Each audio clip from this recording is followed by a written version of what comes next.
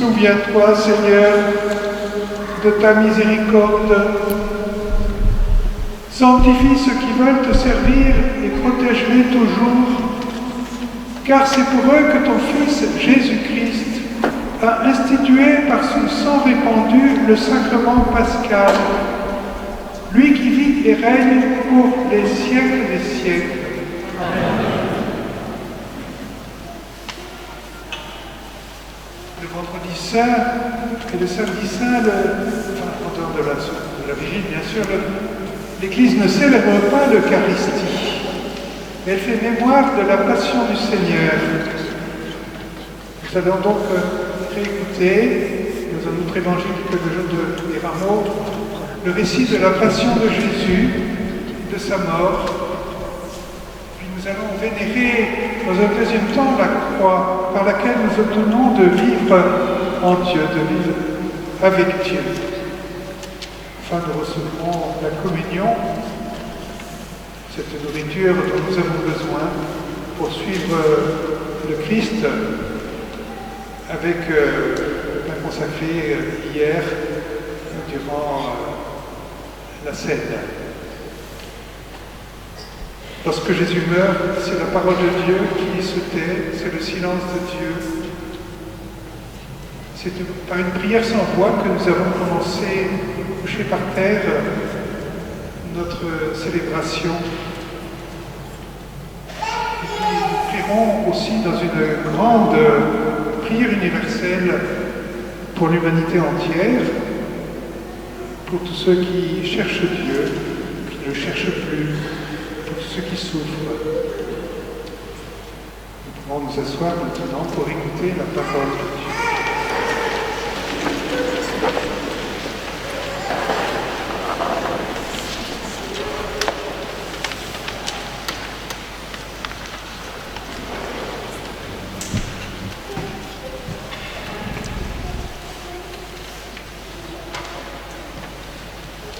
Lecture du livre du prophète Isaïe. Mon serviteur réussira, dit le Seigneur. Il montera, il s'élèvera, il sera exalté. La multitude avait été consternée en le voyant, car il était défiguré, qu'il ne ressemblait plus à un homme. Il n'avait plus l'apparence d'un fils d'homme. Il étonnera de même une multitude de nations. Devant lui, les rois resteront bouche bée, car ils verront ce que jamais on ne leur avait dit. Ils découvriront ce dont ils n'avaient jamais entendu parler. Qui aurait cru ce que nous avons entendu? Le bras puissant du Seigneur, à qui s'est-il révélé?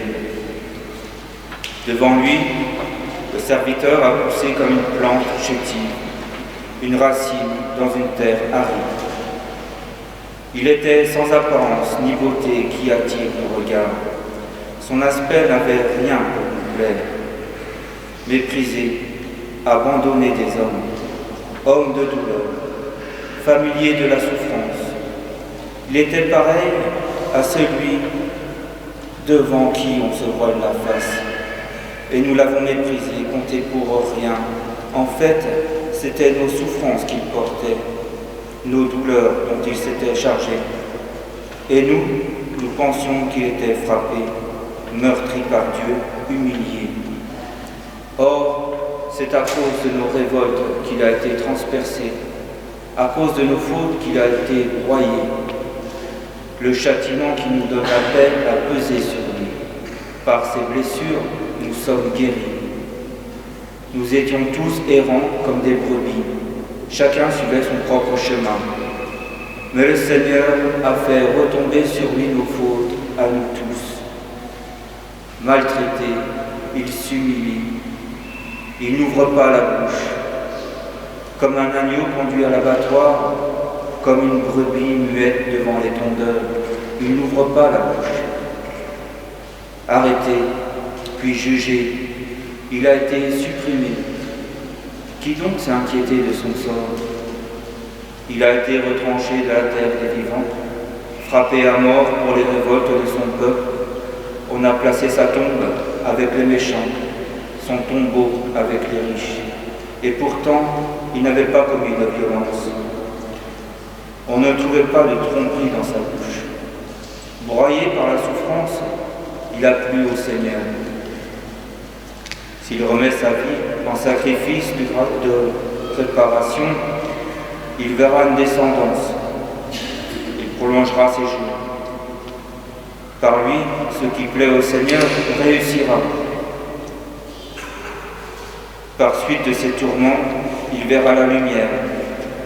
La connaissance le comblera. Le juste, mon serviteur, justifiera les multitudes. Il se chargera de leurs fautes. C'est pourquoi, parmi les grands, je lui donnerai sa part. Avec les puissants, il partagera le butin. Car il s'est dépouillé lui-même jusqu'à la mort. Il a été compté avec les pécheurs. Alors qu'il portait le péché des multitudes et qu'il intercédait pour les pécheurs. Parole du Seigneur.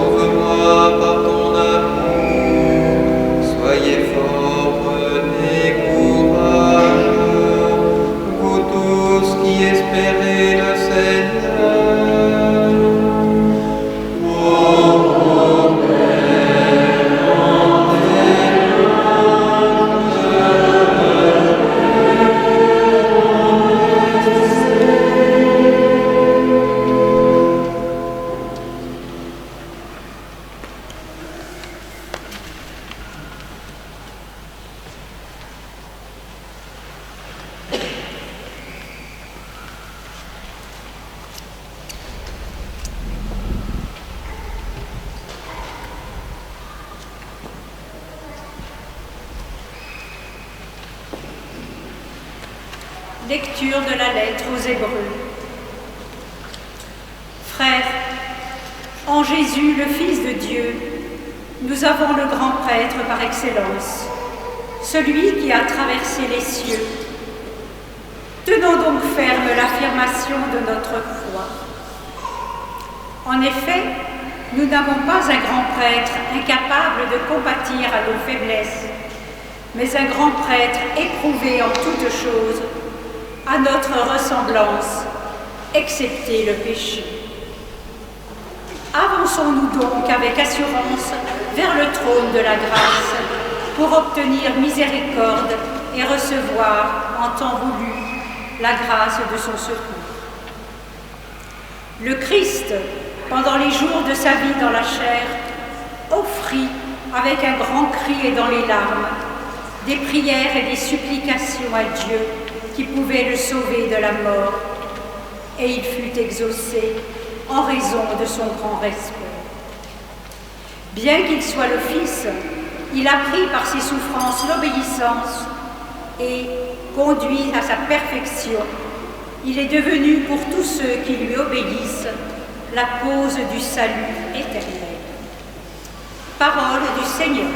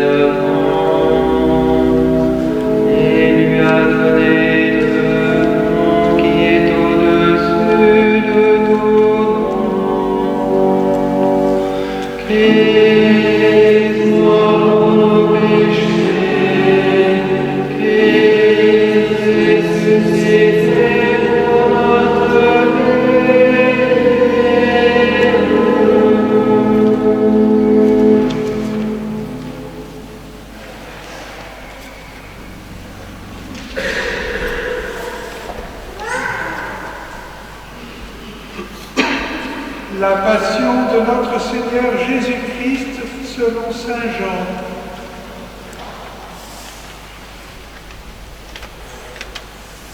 En ce temps-là, après le repas, Jésus sortit avec ses disciples et traversa le torrent du Cédron.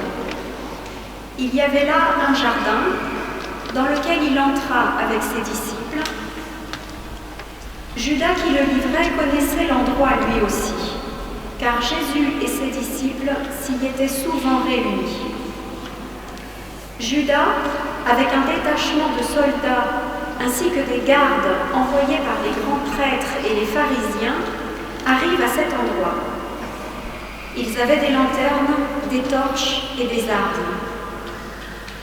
Alors Jésus, sachant tout ce qui allait lui arriver, s'avança et leur dit : « Qui cherchez-vous » Ils lui répondirent : « Jésus, le Nazaréen. » Il leur dit : « C'est moi, je le suis. » Judas qui le livrait se tenait avec eux. Quand Jésus leur répondit : « C'est moi, je le suis », ils reculèrent et ils tombèrent à terre. Il leur demanda de nouveau : « Qui cherchez-vous » Ils dirent : « Jésus, le Nazaréen. » Jésus répondit : « Je vous l'ai dit, c'est moi, je le suis.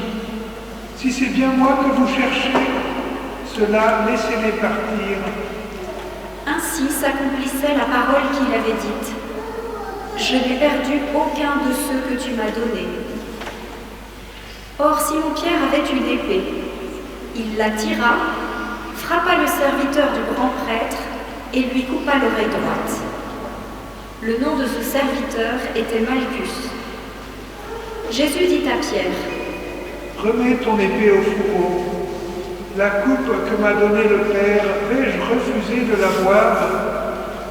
Alors la troupe, le commandant et les gardes juifs se saisirent de Jésus et le ligotèrent. Ils l'emmenèrent d'abord chez Anne, beau-père de Caïphe, qui était grand prêtre cette année-là. Caïphe était celui qui avait donné aux Juifs ce conseil: il vaut mieux qu'un seul homme meure pour le peuple. Or Simon-Pierre, ainsi qu'un autre disciple, suivait Jésus. Comme ce disciple était connu du grand prêtre, il entra avec Jésus dans le palais du grand prêtre. Pierre se tenait près de la porte, dehors. Alors l'autre disciple, celui qui était connu du grand prêtre, sortit, dit un mot à la servante qui gardait la porte et fit entrer Pierre. Cette jeune servante dit alors à Pierre: « N'es-tu pas, toi aussi, l'un des disciples de cet homme ?» Il répondit: « Non, je ne le suis pas. » Les serviteurs et les gardes se tenaient là. Comme il faisait froid, ils avaient fait un feu de braise pour se réchauffer. Pierre était avec eux, en train de se chauffer. Le grand prêtre interrogea Jésus sur ses disciples et sur son enseignement. Jésus lui répondit: « Moi, j'ai parlé au monde ouvertement. J'ai toujours enseigné à la synagogue et dans le temple, là où tous les Juifs se réunissent, et je n'ai jamais parlé en cachette. Pourquoi m'interroges-tu? Ce que je leur ai dit, demande-le à ceux qui m'ont entendu. Eux savent ce que j'ai dit. » À ces mots, un des gardes qui était à côté de Jésus lui donna une gifle en disant: « C'est ainsi que tu réponds au grand prêtre ?» Jésus lui répliqua: « Si j'ai mal parlé, montre ce que j'ai dit de mal. Mais si j'ai bien parlé, pourquoi me frappes-tu » Anne l'envoya, toujours ligoté, au grand prêtre Caïphe. Simon-Pierre était donc en train de se chauffer. On lui dit: « N'es-tu pas, toi aussi, l'un de ses disciples ?» Pierre le nia et dit: « Non, je ne le suis pas. » Un des serviteurs du grand prêtre, parent de celui à qui Pierre avait coupé l'oreille, insista: « Est-ce que moi je ne t'ai pas vu dans le jardin avec lui ?» Encore une fois, Pierre le nia, et aussitôt un coq chanta. Alors on emmène Jésus de chez Caïphe au prétoire. C'était le matin. Ceux qui l'avaient amené n'entrèrent pas dans le prétoire pour éviter une souillure et pouvoir manger l'agneau pascal. Pilate sortit donc à leur rencontre et demanda: « Quelle accusation portez-vous contre cet homme ?» Ils lui répondirent: « S'il n'était pas un malfaiteur, nous ne t'aurions pas livré cet homme. » Pilate leur dit: « Prenez-le vous-même et jugez-le suivant votre loi. » Les Juifs lui dirent: « Nous n'avons pas le droit de mettre quelqu'un à mort. » Ainsi s'accomplissait la parole que Jésus avait dite pour signifier de quel genre de mort il allait mourir. Alors Pilate rentra dans le prétoire. Il appela Jésus et lui dit: « Es-tu le roi des Juifs ?» Jésus lui demanda: « Dis-tu cela de toi-même, ou bien d'autres te l'ont dit à mon sujet ?» Pilate répondit: « Est-ce que je suis juif, moi ? Ta nation et les grands prêtres t'ont livré à moi. Qu'as-tu donc fait ?» Jésus déclara: « Ma royauté n'est pas de ce monde. Si ma royauté était de ce monde, j'aurais des gardes qui se seraient battus pour que je ne sois pas livré aux Juifs. En fait, ma royauté n'est pas d'ici. » Pilate lui dit: « Alors, tu es roi ?» Jésus répondit: « C'est toi-même qui dis que je suis roi.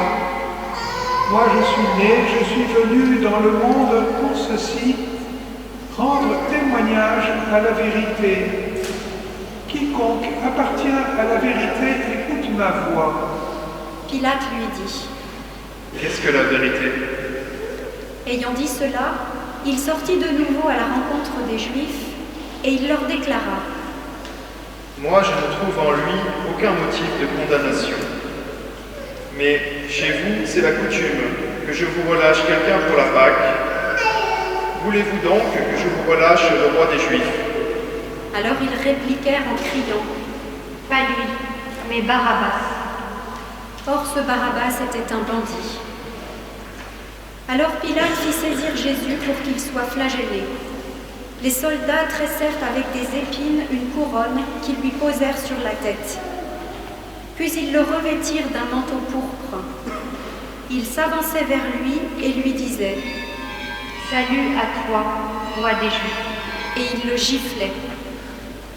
Pilate, de nouveau, sortit dehors et leur dit « Voyez, je vous l'amène dehors pour que vous sachiez que je ne trouve en lui aucun motif de condamnation. » Jésus donc sortit dehors, portant la couronne d'épines et le manteau pourpre.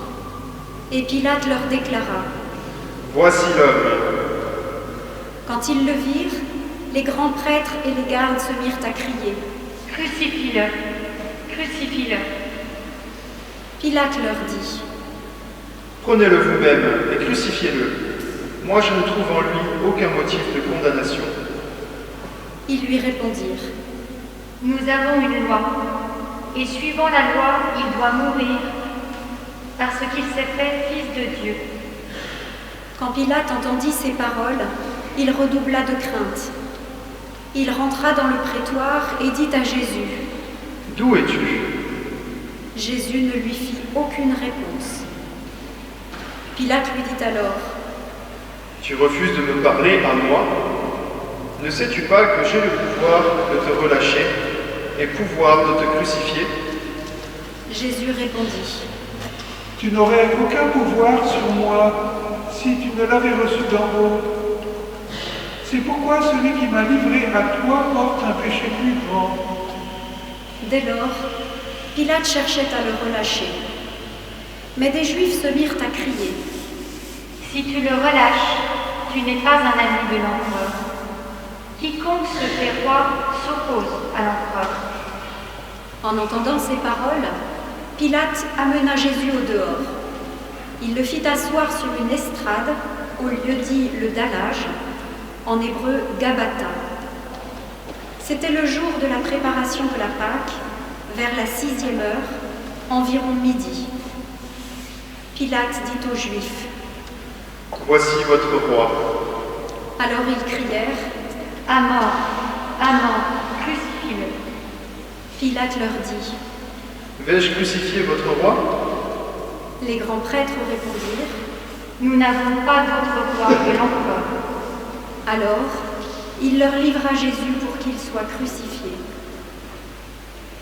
Ils se saisirent de Jésus, et lui-même, portant sa croix, sortit en direction du lieu dit le crâne, ou calvaire, qui se dit en hébreu Golgotha.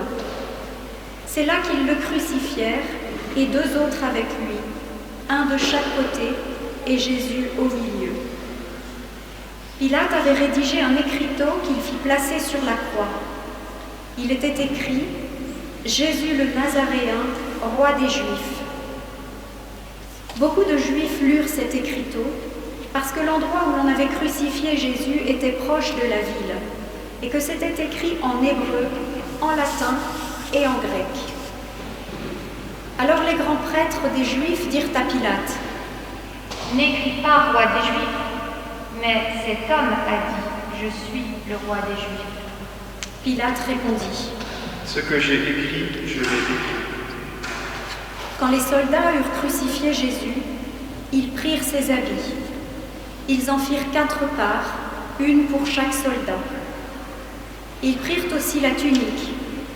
C'était une tunique sans couture, tissée toute d'une pièce de haut en bas. Alors ils se dirent entre eux « Ne la déchirons pas. Désignons par le sort celui qui l'aura. » Ainsi s'accomplissait la parole de l'Écriture. Ils se sont partagés mes habits. Ils ont tiré au sort mon vêtement. C'est bien ce que firent les soldats. Or, près de la croix de Jésus se tenaient sa mère et la sœur de sa mère, Marie, femme de Cléophas, et Marie-Madeleine. Jésus, voyant sa mère et près d'elle le disciple qu'il aimait, dit à sa mère: « Femme, voici ton fils. » Puis il dit aux disciples: « Voici ta mère. » Et à partir de cette heure-là, le disciple l'a pris chez lui. Après cela, sachant que tout désormais était achevé pour que l'écriture s'accomplisse jusqu'au bout, Jésus dit: « J'ai soif. » Il y avait là un récipient plein d'une boisson vinaigrée. On fixa donc une éponge remplie de ce vinaigre à une branche d'hysope et on l'approcha de sa bouche. Quand il eut pris le vinaigre, Jésus dit: « Tout est accompli. » Puis, inclinant la tête, il remit l'esprit.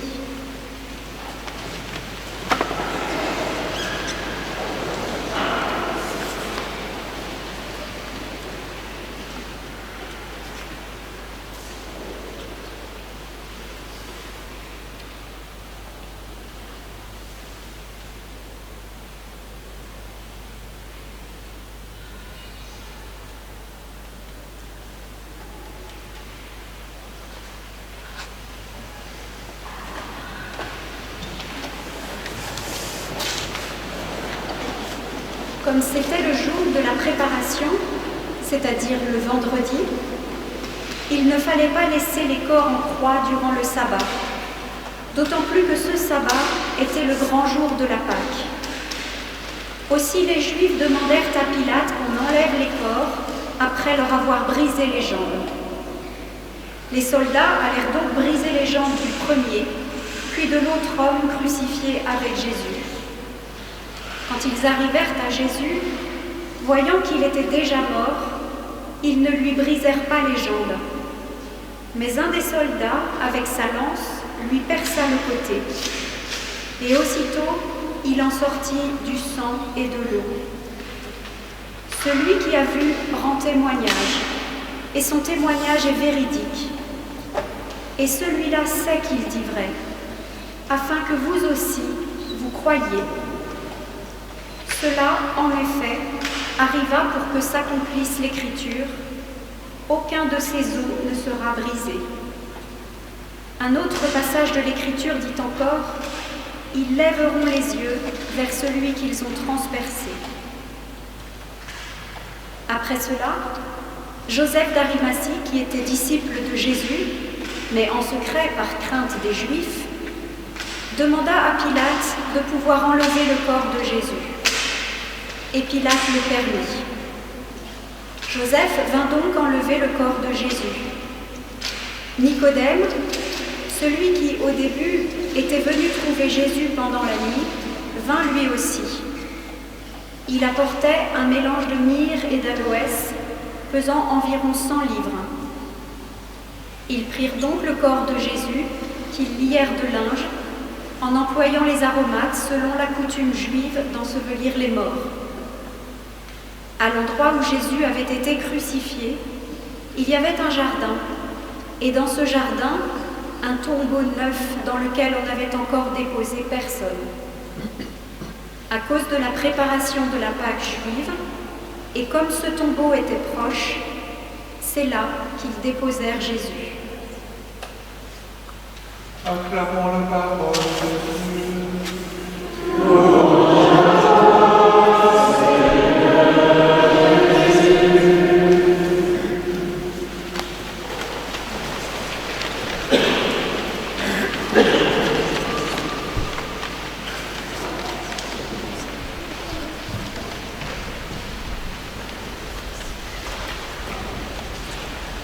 Le vendredi saint, c'est un jour unique. Aujourd'hui, il n'y a pas de messe.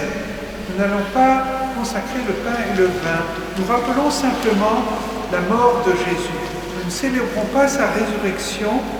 Nous faisons, c'est l'essentiel, qu'écouter le récit de la passion, de sa crucifixion, avec première lecture, Isaïe qui annonçait de façon prophétique ce don de Jésus. Et nous allons vivre la passion de Jésus lorsqu'il s'est senti complètement abandonné par son Père. Il n'y a plus de lien avec son Père, il est abandonné des hommes. Et c'est comme un grand vide. C'est aussi quelque chose que nous éprouvons nous-mêmes. Avouons que là souvent, dans notre entourage, peut-être nous-mêmes personnellement, nous nous posons cette question, mais où est Dieu? Que fait-il? Pourquoi ne répond-il pas à ma prière? Vous savez que tout le monde cherche le bonheur, mais bien souvent il le cherche sans Dieu. Et on dit, eh bien, Dieu n'existe pas, il est mort parce qu'il ne peut pas me donner le bonheur, mais il n'en a pas le pouvoir. Nous sommes dans une époque qui manque d'espérance. Nous éprouvons un grand vide autour de nous, on le voit bien, cette période de guerre avec tous ces confinements qui se sont succédés depuis 2 ans et beaucoup de choses. Nous avons l'impression que l'humanité est arrivée au bout, il n'y a plus de progrès possible, toutes ces épreuves minent notre espérance. Et alors, peut-être nous sommes particulièrement sensibles au mystère de ce qui est en apparence la mort de Dieu. Nous cherchons, c'est vrai, autour de nous, on voit bien, on cherche le bonheur, un bonheur sensible, palpable. Mais Jésus ne nous promet pas une vie doucerette, un bien-être physique, il nous promet autre chose. Mais c'est en réalité bien plus grand, la paix du cœur, que nous trouvons en aimant, en nous donnant. Alors la passion nous interpelle. Nous avons écouté comment Jésus a donné sa vie et voilà, il prit sa croix, nous dit Saint Jean dans un passage, il a choisi de donner sa vie. Alors, nous pouvons nous poser la question, est-ce que je ne suis pas un petit peu comme les témoins de cette passion de Jésus, un des personnages de la foule, ou bien un peu ressemblant à Pilate, qui ne se soucie pas véritablement de la vérité, qui voit bien l'innocent, mais finalement qui va le livrer. Est-ce que nous sommes parmi ceux qui hurlent, qui frappent Jésus? Pour nous, même qui sommes croyants, mais qui vivons dans l'obscurité de la foi, est-ce que je me sens proche de Jésus? Ou bien est-ce que je le rejette concrètement, en refusant d'aimer? À chaque fois que je pose des actes qui sont contraires à sa volonté, à chaque fois que je sors de son amour, nous nous posons peut-être la question, suis-je dans la grâce de Dieu? Le Seigneur permet cet état d'âme dans lequel nous ne savons pas si, oui ou non, nous sommes proches de Dieu, si nous sommes unis à Dieu ou bien si nous sommes loin de Dieu. Peut-être que l'écoute de la passion du Christ peut nous éclairer, comme tout examen de conscience que nous faisons avant de nous confesser. Non pas tous les péchés ne nous privent pas totalement de la grâce de Dieu, rassurez-vous. Et c'est une grande souffrance pour l'âme qui aime Dieu et qui ressent que Dieu l'a rejeté. C'est peut-être ce que nous éprouvons parfois dans notre vie. Nous le ressentons, mais en réalité Dieu est bien là. Mais cet amour de Dieu, cet amour pour Dieu, plus il est grand, plus peut-être nous éprouvons cette douleur. Quand l'âme supporte ses souffrances avec joie, elle peut dire avec Jésus, tout est consumé. Elle vit ce que Jésus a vécu dans sa passion. Mais parfois, bien peut-être souvent, cet amour n'est pas très très grand, et finalement nous délaissons Dieu. La passion du Christ nous révèle que Jésus se livre à nous par miséricorde. Nous avons le jeudi, le vendredi, le samedi saint, ce sont la résurrection. Ce sont les 3 grands jours de la vie de Jésus, plus importants que les 30 autres années de sa vie.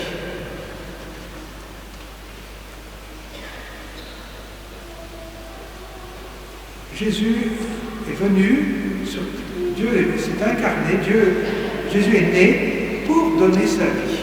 Il est né pour se livrer aux hommes. Et vous savez que les disciples eux-mêmes, Pierre, s'était opposé un jour à Jésus qui annonçait sa passion, et il lui disait « Non, cela ne t'arrivera pas ». Et Jésus l'a recoué, et lui-même dit ces paroles dures, arrière de moi Satan, tu fais l'œuvre du diable. Jésus a voulu donner sa vie. Il a voulu partager notre mort pour nous ouvrir un chemin d'espérance. Il s'est laissé briser, broyer pour nous. Il est allé jusqu'au fond de la détresse humaine. Et pour dire au dernier des hommes que le salut lui est offert, qu'il n'y a pas de situation qui soit irrécupérable pour l'homme. Nous pouvons vivre dans une situation apparemment désespérée, mais Jésus est allé rejoindre le dernier.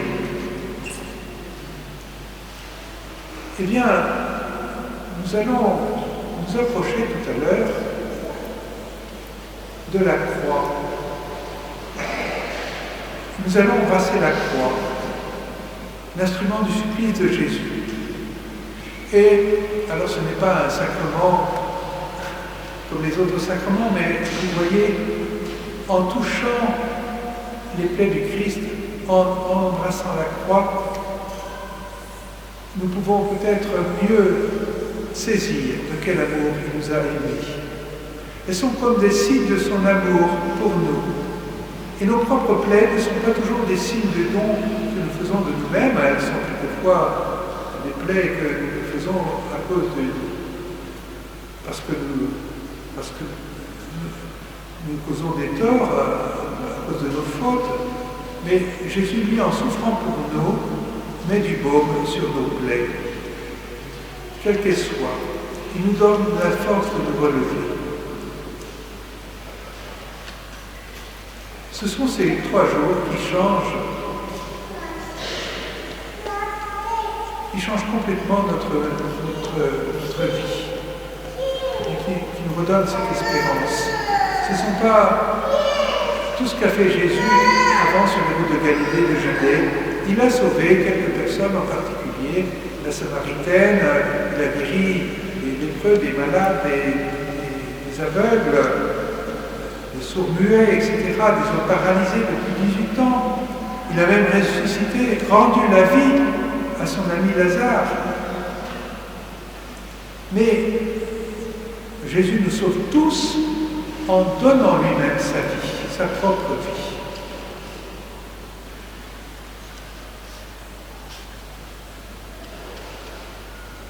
Dans Saint Bonaventure, un frère mineur, des franciscains, disait au XIIIe siècle: reviens donc, ô mon âme. C'est ce que nous allons, je vous lis cela, que nous gardons mémoire de cet esprit dans lequel nous approcherons de la croix tout à l'heure.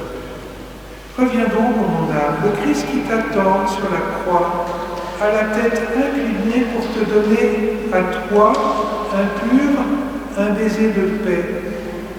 Il a les bras étendus pour t'embrasser, les mains ouvertes pour te pardonner, le corps étendu pour se donner tout entier, les pieds fixés à la croix pour ne pas fuir, et le côté ouvert pour te faire, par cette blessure, pour te faire entrer dans son cœur. En vénérant la croix ce soir, nous offrons au Seigneur notre cœur avec ses blessures et nous les unissons à celles de Jésus. Nous les offrons à celles de Jésus. Elles ne sont pas belles, ce sont souvent le fruit de nos péchés. Mais en les offrant au Seigneur, elles sont comme transfigurées. Présentons-lui l'offrande de notre foi, de notre résolution pour l'aimer davantage notre semblable, et pour regarder avec bienveillance et dans l'espérance même nos ennemis. Et concrètement aussi, nous allons prier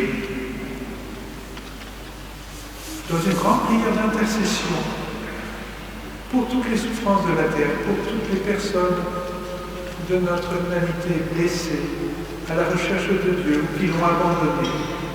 Nous ouvrons notre cœur ainsi en entrant dans cette prière et nous entrons dans les sentiments de Jésus à l'égard de l'humanité souffrante. En dernier lieu, bien nous recevons le corps du Christ parce que personne ne peut aimer en vérité sans la grâce de Dieu. Il y a bien des personnes incroyantes qui nous disent « mais moi, je fais le bien autour de moi, je suis bienveillant, je suis altruiste, etc. » Certes, le Seigneur travaille les cœurs et, Dieu merci, la charité n'est pas réservée à ceux qui fréquentent l'Église tous les jours. Mais en réalité, c'est bien le Seigneur qui les travaille et qui leur donnera la grâce de le reconnaître au dernier jour. Vous vous souvenez la parabole du jugement dernier. Celui qui a fait le bien dira à Jésus, mais Seigneur, mais quand c'est que j'ai fait le bien, quand c'est que je t'ai servi, je t'ai amusé, je t'ai nourri, et le Seigneur lui répondra, mais quand tu le faisais à un pauvre autour de toi, c'est à moi que tu le faisais. Vous voyez? Donc, mais cet amour, il nous vient bien du Christ. Et donc, c'est pour cela que nous, qui croyons en lui, nous avons reconnu humblement que nous avons besoin de lui. Nous nous nourrirons donc au corps du Christ. Nous regardons ce soir celui que nous avons transpercé, et dans notre stupeur, nous reconnaissons que nous sommes meurtriers de Dieu, que nous nous sommes détournés de lui. Mais plus encore, nous reconnaissons sa miséricorde infinie, que nous sommes graciés. Ce soir, Dieu nous brise le cœur pour que nous puissions accueillir son amour, pour que nous sachions aimer.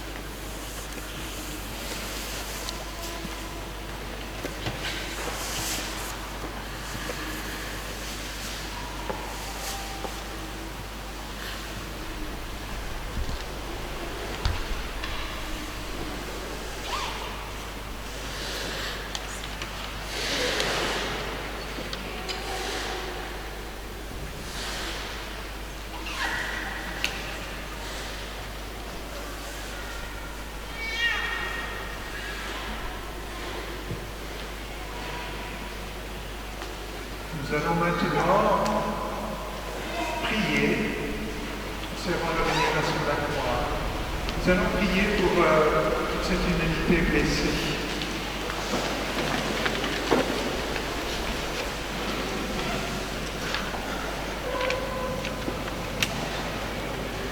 Prions, frères et sœurs bien-aimés, pour la Sainte Église de Dieu. Que notre Dieu et Seigneur lui donne la paix, la rassemble dans l'unité et la garde par toute la terre. qu'il nous accorde une vie calme et paisible pour glorifier Dieu, le Père Tout-Puissant.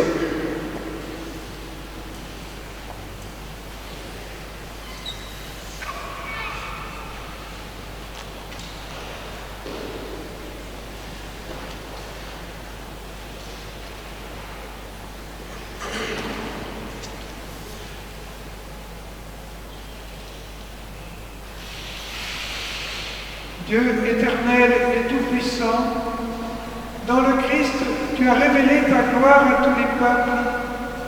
Protège l'œuvre de ta miséricorde, afin que ton Église répandue par tout l'univers demeure inébranlable dans la foi, pour proclamer ton nom. Par le Christ, notre Seigneur. Amen.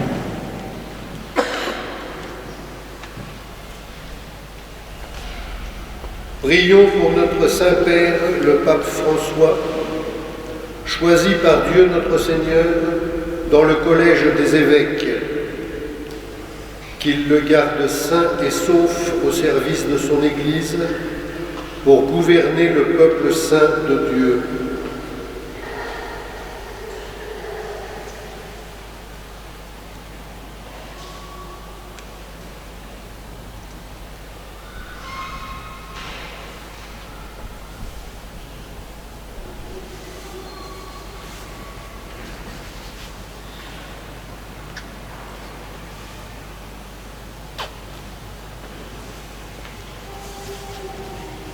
Dieu éternel et tout-puissant, dont la sagesse organise toutes choses, écoute en ta bonté notre prière. Protège avec amour l'évêque de Rome que tu nous as choisi, afin que sous la conduite de ce pasteur suprême, le peuple chrétien que tu gouvernes progresse toujours dans la foi. Par le Christ, notre Seigneur. Amen.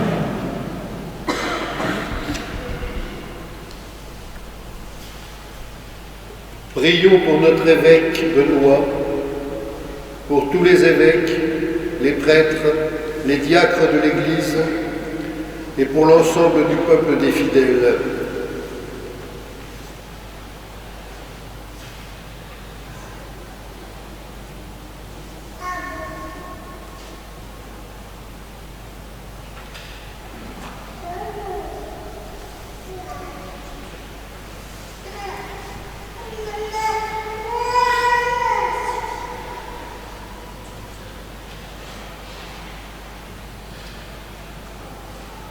Dieu éternel et tout-puissant, dont l'Esprit sanctifie et gouverne le corps tout entier de l'Église, exauce les prières que nous t'adressons pour tes ministres, afin que par le don de ta grâce, tout ton peuple te serve avec fidélité.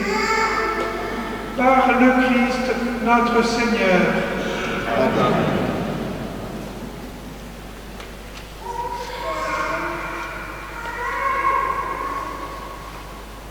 Prions pour nos catéchumènes, que Dieu notre Seigneur ouvre leur cœur à sa parole et les accueille dans sa miséricorde. Après avoir reçu le pardon de tous leurs péchés par le bain de la naissance nouvelle, qu'ils soient reconnus comme appartenant au Christ Jésus notre Seigneur.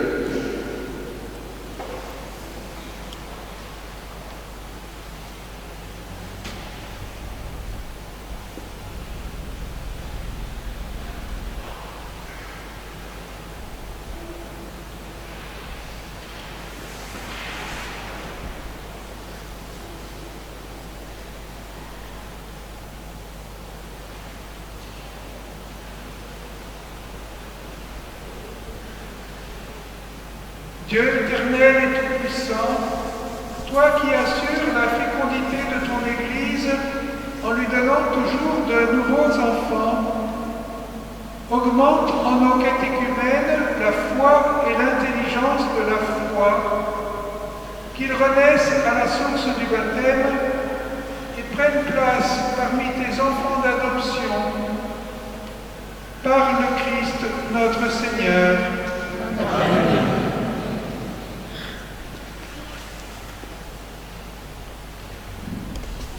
Prions pour tous nos frères et sœurs qui croient au Christ et cherchent à faire la vérité. Que le Seigneur notre Dieu les rassemble et les garde dans son unique Église.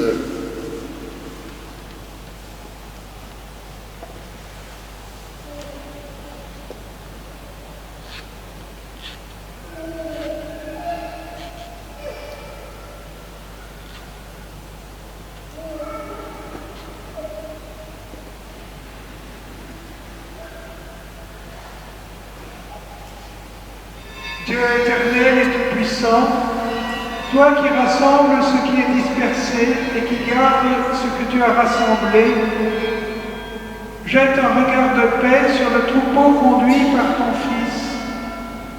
Accorde à ceux qu'un même baptême a consacrés d'être unis dans la plénitude de la foi et de demeurer en communion par le lien de la charité.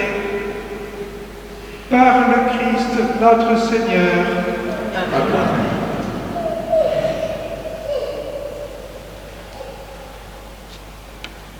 Prions pour les Juifs à qui le Seigneur notre Dieu a parlé en premier.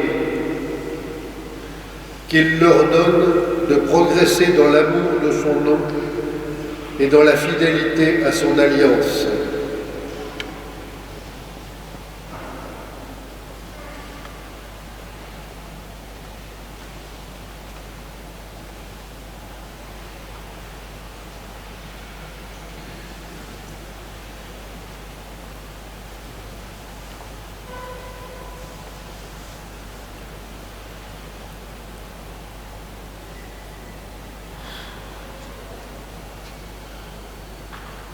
Dieu éternel et tout-puissant, toi qui as confié tes promesses à Abraham et à sa descendance, écoute avec bonté les prières de ton Église, donne au peuple que tu as choisi en premier de parvenir à la plénitude de la rédemption par le Christ notre Seigneur.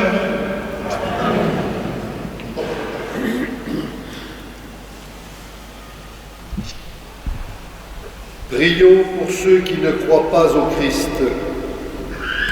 Demandons qu'à la lumière de l'Esprit Saint, ils puissent s'engager eux aussi sur le chemin du salut.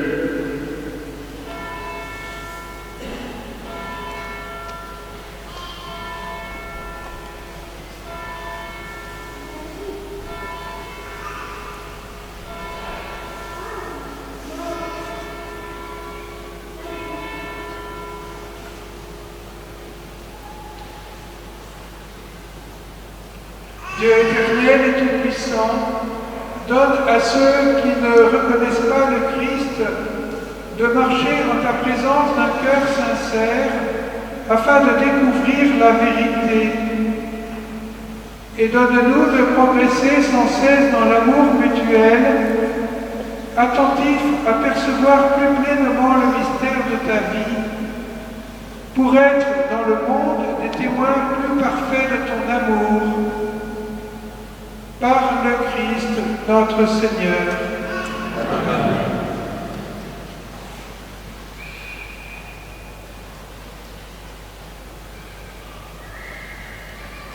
Prions pour ceux qui ne connaissent pas Dieu. Demandons qu'en recherchant d'un cœur sincère ce qui est droit, ils puissent parvenir jusqu'à Dieu lui-même.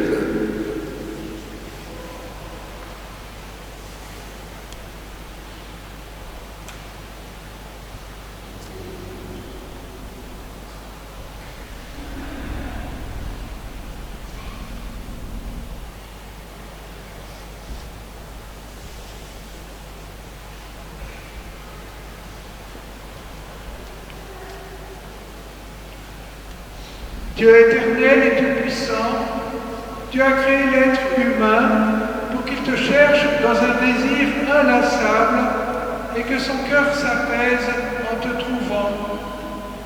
Nous t'en prions, fais que tous, au milieu des difficultés qui leur font obstacle, discernent les signes de ta tendresse et perçoivent le témoignage des œuvres bonnes de ceux qui croient en toi, afin d'avoir le bonheur de te reconnaître, toi le seul vrai Dieu et notre Père, par le Christ notre Seigneur. Amen.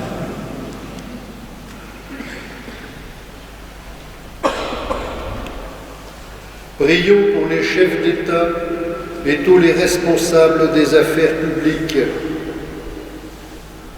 Que le Seigneur notre Dieu dirige leur esprit et leur cœur selon sa volonté pour la paix véritable et la liberté de tous.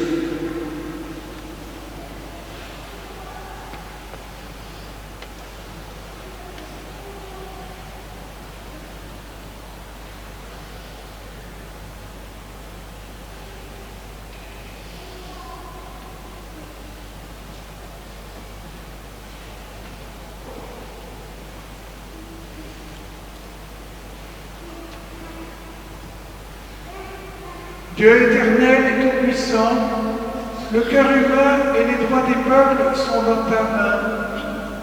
Regarde avec bienveillance ceux qui exercent le pouvoir sur nous. Que par ta grâce s'affermisse partout sur la terre la sécurité et la paix, la prospérité des nations et la liberté religieuse. Par le Christ notre Seigneur. Amen.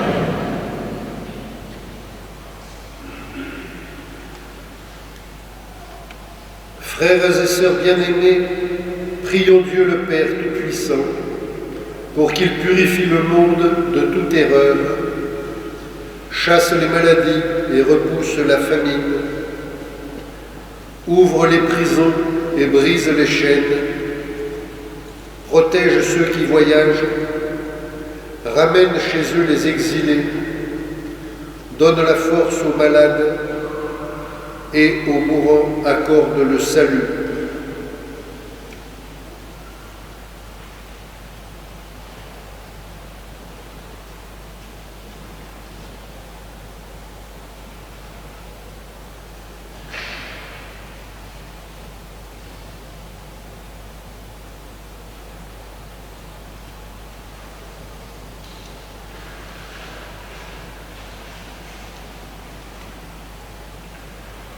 Dieu éternel et tout-puissant, consolation des affligés, force de ceux qui peinent, entends les prières de ceux qui crient vers toi, quelle que soit leur souffrance. Que tous aient la joie de trouver dans leur détresse le secours de ta miséricorde. Par le Christ notre Seigneur. Amen.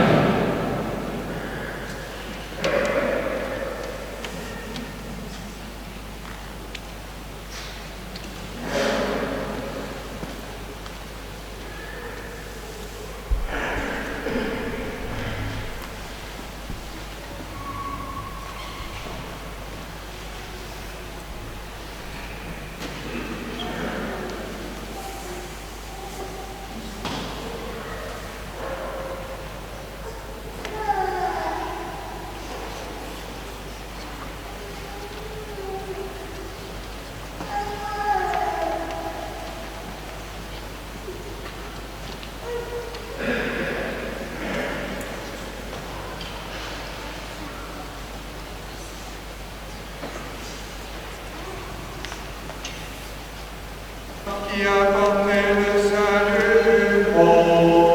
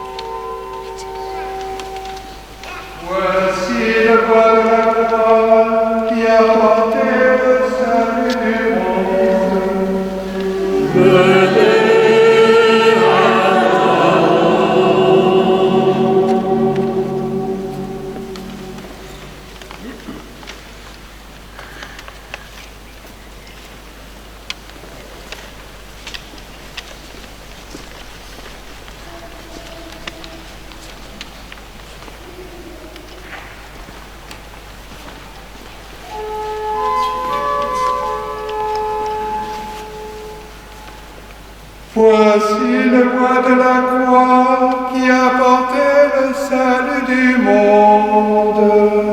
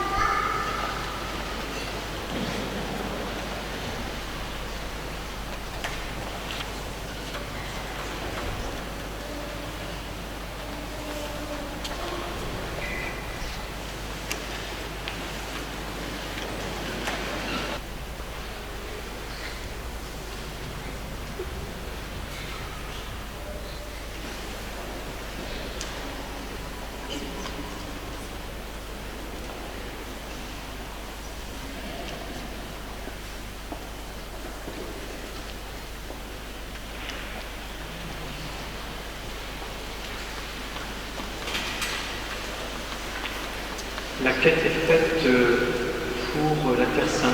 L'intégralité partira pour la Terre Sainte, ce qu'on appelle une quête impériale.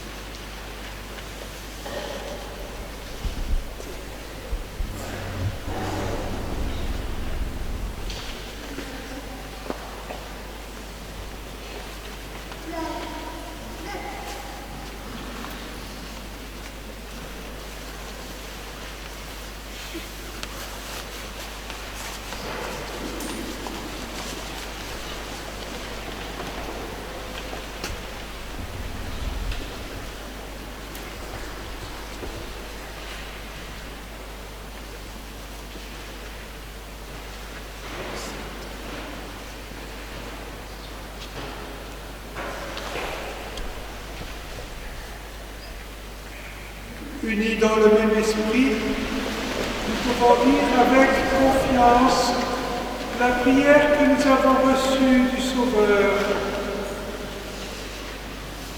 Notre Père, qui es aux cieux, que ton nom soit sanctifié, que ton règne vienne, que ta volonté soit faite sur la terre comme au ciel. Donne-nous aujourd'hui notre pain de ce jour. Pardonne-nous nos offenses, comme nous pardonnons aussi à ceux qui nous ont offensés. Et ne nous laisse pas entrer, mais délivre-nous du mal. Délivre-nous de tout mal, Seigneur, et donne la paix à notre temps. Soutenus par ta miséricorde, nous serons libérés de tout péché, à l'abri de toute épreuve, nous qui attendons que se réalise cette bienheureuse espérance, l'avènement de Jésus-Christ, notre Sauveur.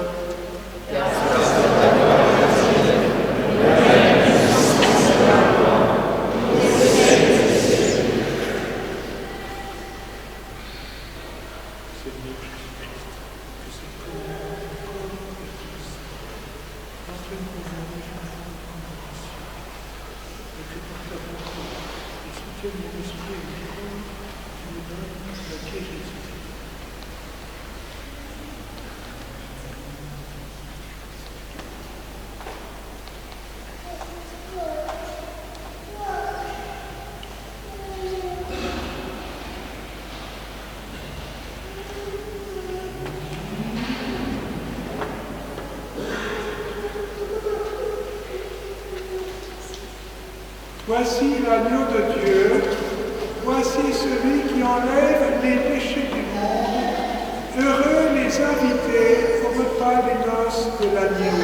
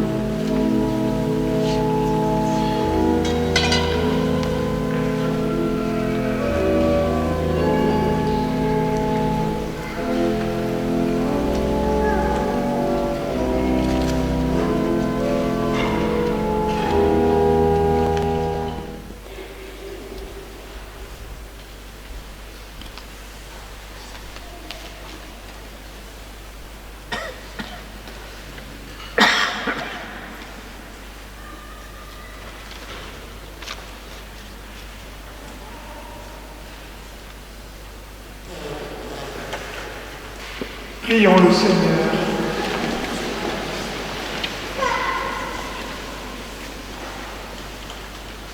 Dieu éternel et tout-puissant, tu nous as renouvelés par la mort et la résurrection bienheureuse de ton Christ. Entretiens en nous l'œuvre de ta miséricorde, que notre communion à ce mystère consacre à ton service notre vie tout entière, par le Christ notre Seigneur. Amen. Nous sommes dans le grand silence durant ces 24 heures. Demain, nous vous rappelons qu'il y a l'office des ténèbres à 8h du matin dans l'église cathédrale à Saint-Vincent. Et puis, demain soir, la vigile à 21h à Saint-Vincent aussi, avec le baptême de Lilou et de Davina. Et vous aurez la possibilité aussi de vous confesser. De 10h jusqu'à 17h. De 10h à 13h et de 14h à 17h.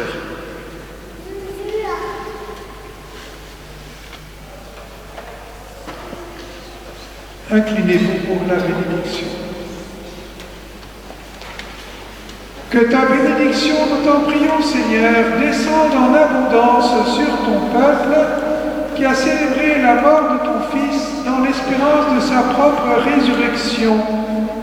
Accorde-lui pardon et réconfort, augmente sa foi, assure son éternelle rédemption par le Christ notre Seigneur. Amen.